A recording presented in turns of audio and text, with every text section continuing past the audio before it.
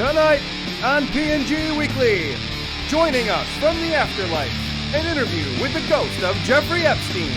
We take a look at the top-based babes, ladies, chicks, and precious sweet angels that we must protect at all costs. And of course, your top stories of the week, coming up on P&G Weekly. Welcome to the show, everyone. This is P&G Weekly. I am your host, Freddie S. Let's get into the news. Our first story.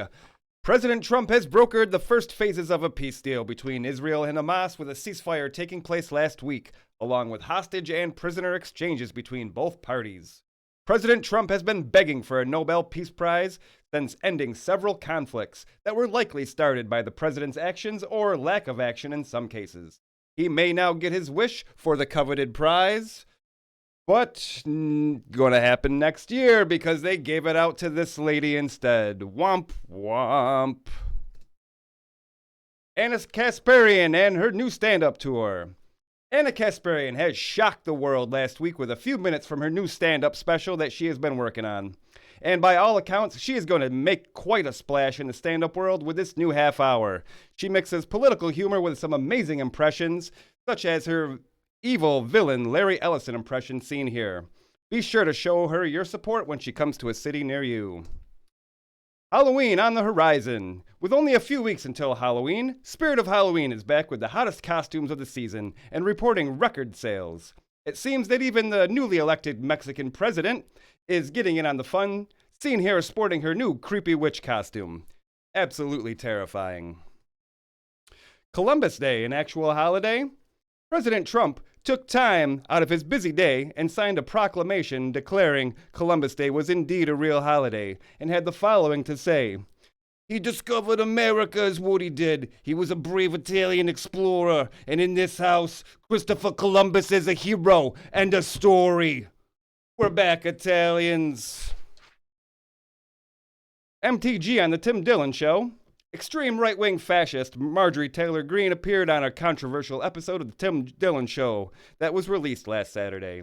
The Congresswoman joined Tim to discuss all the major Republican talking points, why we need to delay the release of the Epstein files, why we should give more funding to Israel and the Ukraine, putting Mexicans in FEMA camps, and also, hold on one second. I'm being told that none of this is true, and she said none of this, and is actually one of the few politicians who say the right thing once in a while. The crime of loving Hitler too much? A young Republicans group chat has been leaked by Politico, where topics such as the gas chamber, slavery, rape, and a professed love for Hitler were discussed. This news has been received by many as downright hilarious. You want to talk smack with your bros, and some faggy idiot named Gavin Wax decides to allegedly leak it? What's that early life section say? Guess what? I don't even have to look. You can't handle a little shit posting? Fuck him and fuck Politico. People are fed up, and they continually see one particular country interfering with America's affairs. Read the fucking room, retard. Hasan Piker not following food safety protocols? E-celeb Hasan Piker has recently come under fire while trying to cook a traditional dish from his homeland in the background of his live stream last week. Some viewers were offended that certain ingredients for the dish seemed to still be alive during the cooking process, all live on stream. Many animal activists were outraged, but executives from the live streaming platform were quick to point out that cultural differences are what make our country great, and that preparing the dish in this way did not violate any rules. Stay tuned. Coming up next, the ghost of Jeffery Epstein. Ooh. This next segment brought to you by Coom Meetings. Coom Meetings, because no one can see what happens from the waist down. Halloween is still a few short weeks away, but we are pleased to have our next guest joining us this evening. Welcome to the program. We're so happy to have him here, Mr. the Ghost of Jeffery Epstein. Sir, I will admit I was slightly concerned when I was told you were going to be phoning in today. I've never conversed with a spirit from the afterlife before, so how have you been these last few years? Oh, pretty good, pretty good. I've just been spooking around, haunting the old spots in New York, you know? Sir, I hate to ask this, but is that a sheet with two holes cut into it? Are you really a spirit from the afterlife? What are you doubting me? Of course I'm a ghost. Listen to this. Boo! See? Totally a ghost. Are you on an airplane right now? That isn't the Lolita Express, is it? All right already. It's getting hot under here anyway. Yes, that was a sheet. And yes, I'm on a plane right now. And no, it isn't the Lolita Express. This is my new plane, the Brolita Express. I have been hiding since my incident. Ah, I knew it. All right, well, that settles that. Sir, I have a ton of topics I'd like to cover, so let me get right into it. Anyway, sir, I apologize for this next one, but it was a user-submitted question. X.com user Stubbs Brickler asks, what's up with that egg-shaped dong? Oh, that? It's just a normal shape. Many peni are all different shapes. Some have a forked tip, like a snake's tongue. Some are like a cuboid. Others can be an egg shape, like mine. Here, I'll show you. I'm very proud of how it looks. Oh, sir, that's not necessary. Oh, God, please. Sir, this is not appropriate for the show, I don't think. It kind of looks like one of those gourds that you get at like the pumpkin farm. Moving on, I guess. Let me ask you, Bill Clinton or Trump, who was the bigger ladies' man in your estimation? Interesting question. Enigmas never change, I guess. Well, both have a hungry appetite, let's say. But I'm going to have to go with Donnie Boy. Bill likes it both ways, do you know that? Oh. That's why I had that artwork commissioned with him in the blue dress. Sure. He's kind of a femboy. But my old friend Donald, he is definitely very into the ladies. More of a MILF man, I would say. Stepmom stuff, squirting, things like that. Oh, we can all appreciate that. Let me ask you about your former partner and associate, Ghislaine Maxwell. Do you think that she should receive a pardon? Do you think she ultimately will? Ah, yes, dear Ghislaine. I have been putting a little money on her commissary just so she can get some extra ramen. Nice. But a pardon, I will say since there's no list, no evidence to speak of, yeah, I'm sure she will get one. Yeah, you make a good point. Here's the next question. Stephen Hawking's, what was up with that? Are there any funny stories with him? Ha! Stephen Hawkins. That was hilarious to watch in person.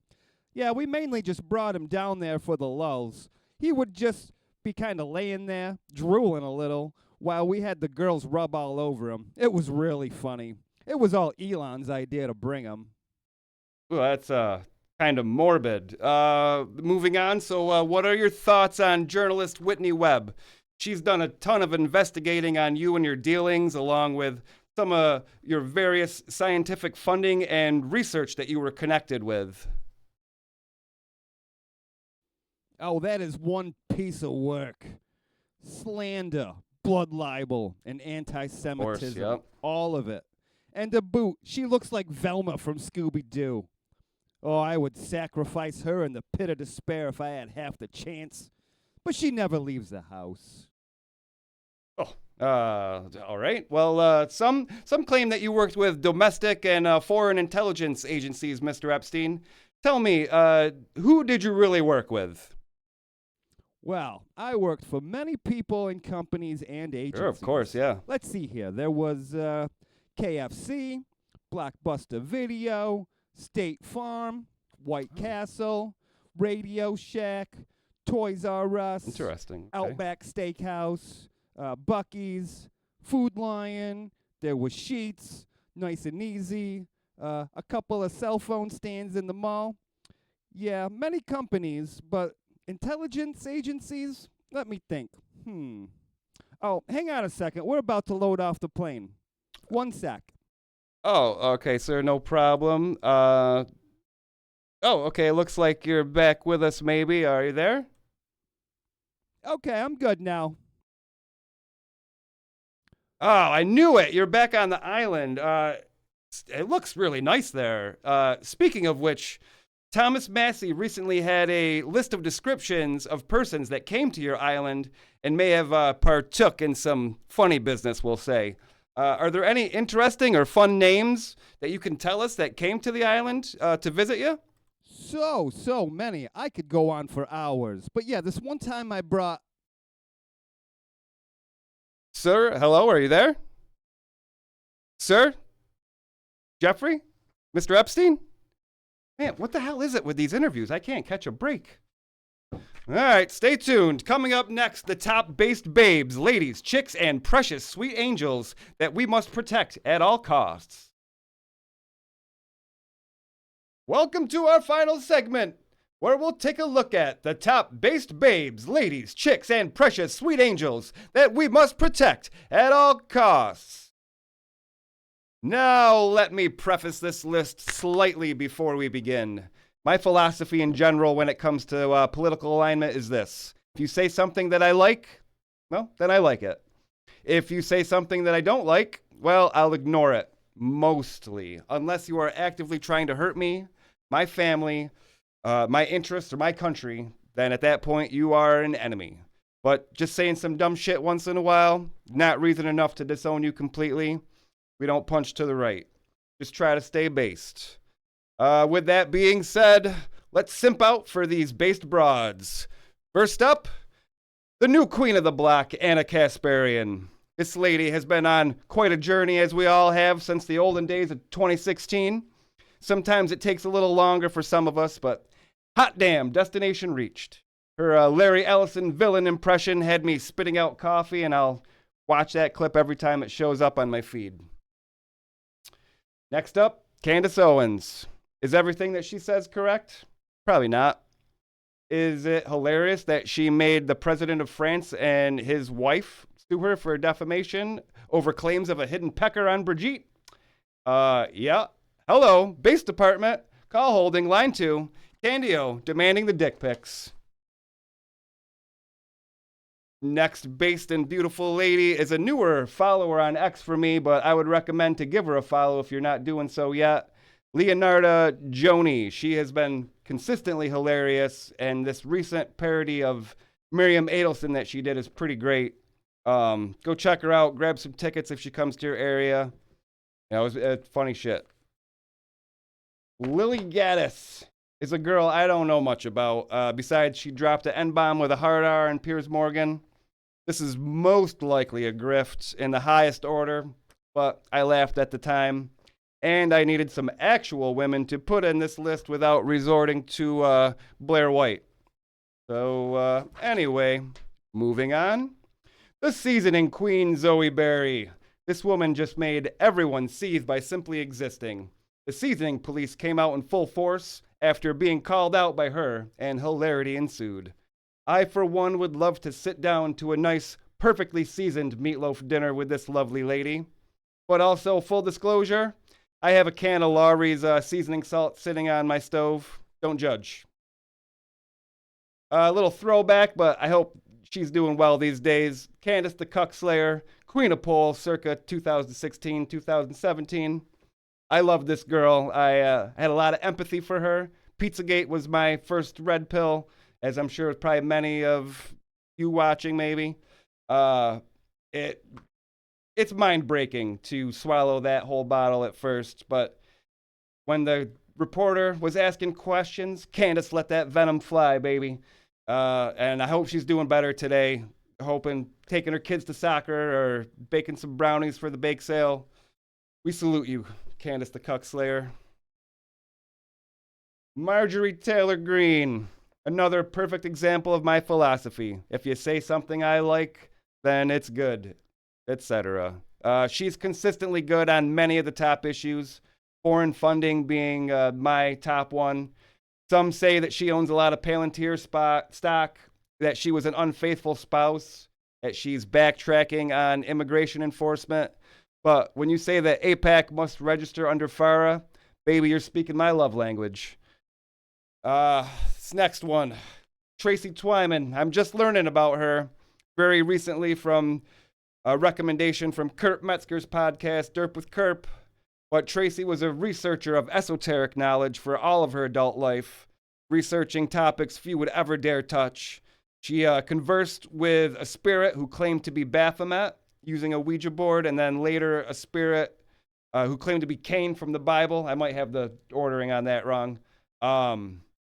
She did a deep dive onto research into secret societies and symbology that is ingrained with the founding of America, whereas I am like currently hung up on myself with the Masonic influence, and I'm just wondering if the whole country is built on some kind of evil premise. So I'm just kind of wrestling with that and researching that topic at the moment. I don't know. Is the Constitution based on toilet paper? Written by demon worshippers? Time will tell. Unfortunately for the world, Tracy passed away 2019, so we cannot protect her any longer, but we can pray for her soul. Not many are brave enough to seek out the knowledge that she did and write about it honestly in the way that she did. Hopefully she is able to rest peacefully now. This list should have been longer, probably, but there are so many strong women who are trying to help the country, so a part 2 will probably appear at some point in the future. This has been P&G Weekly. I have been your host, Freddie S., and we'll see you next time.